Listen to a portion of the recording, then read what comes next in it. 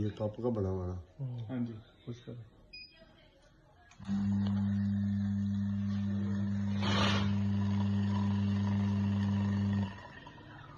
Finish.